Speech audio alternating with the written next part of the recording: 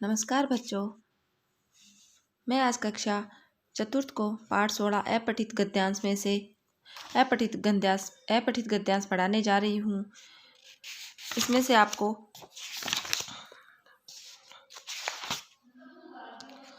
अभ्यास कार्य में से दूसरा गद्यांश है जो आपको करना है।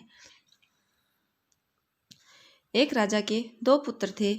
बड़े पुत्र का नाम अजय तथा छोटे पुत्र का नाम विजय था। अजय आज्ञाकारी और सुशील था, जबकि विजय झगड़ालू और गुस्सैल था। अजय को राज्य की सारी प्रजा पसंद करती थी, जबकि विजय को सभी नापसंद करते थे। बड़ा होकर अजय राजा बना, लेकिन विजय अपनी बुराइयों के कारण हमेशा अपमान सहता रहा। गद्यांश किसे कहते हैं? किसी भी पुस्तक का कोई भी वो पैराग्राफ, कोई भी वो बुक का, वो किताब का वो भाग जो हमने नहीं पढ़ा है, आपको दे दिया जाएगा और उसमें से आपको प्रश्न पूछे जाएंगे। उस गद्यांश को पढ़ के आपको उस प्रश्न के उत्तर देने हैं। जैसे ये गद्यांश मैंने पढ़ा, इस गद्यांश में पहला प्रश्न है, राजा के पुत्रों के क्या नाम थे? राजा के पुत्रों के नाम अजय और विजय थे। विजय का स्वभाव कैसा था? विजय का स्वभाव झगड़ालू था। अजय को प्रजा क्यों पसंद करती थी? क्योंकि अजय आज्ञाकारी और सुशील था। अजय और विजय में आपको कौन अच्छा लगा और क्यों? हमें अजय अच्छा लगा क्योंकि वह अच्छा व्यक्ति था।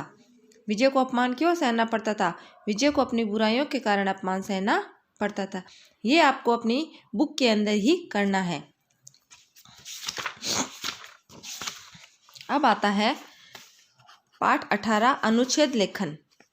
पाठ 18 कक्षा चतुर्थ के लिए पाठ 18 अनुच्छेद लेखन। अनुच्छेद क्या होता है? जब हम किसी चीज़ को देखते हैं या बात सुनते हैं तो हमारे मन में भी विचार उठते हैं। उन विचारों को लिखना ही अनुच्छेद लेखन कहलाता है। यह बहुत थोड़े शब्दों में लिखा जाता है। अनुच्छेद लेखन एक कला है। यह छात्रों की लेखन क्षमता को बढ़ाता है।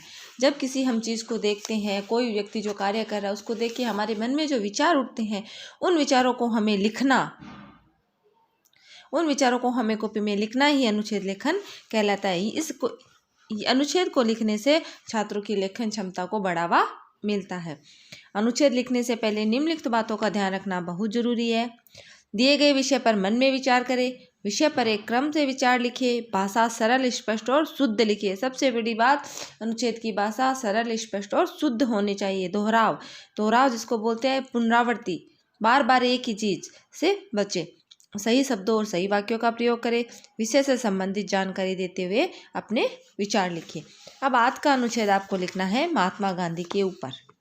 महात्मा गांधी जो हमारे राष्ट्रपिता है, ये आपको अपनी कॉपी के अंदर करना है।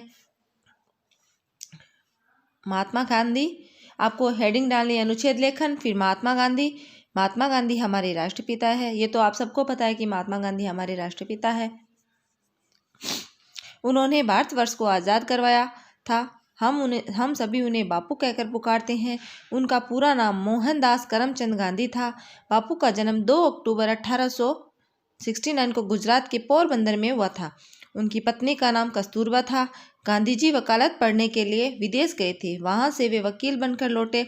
गांधी जी ने वकालत प्रारंभ की, लेकिन कुछ दिनों के बाद उन्होंने वकालत छोड़ दी। वे देश की आज़ादी के लिए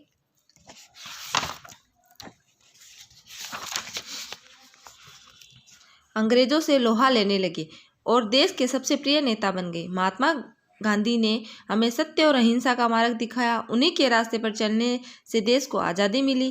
30 जनवरी 1949 को महात्मा गांधी की नई दिल्ली में हत्या कर दी गई। वे मरकर भी अमर हो गए। दिल्ली में राजघाट पर गांधी जी की समाधि बनी है।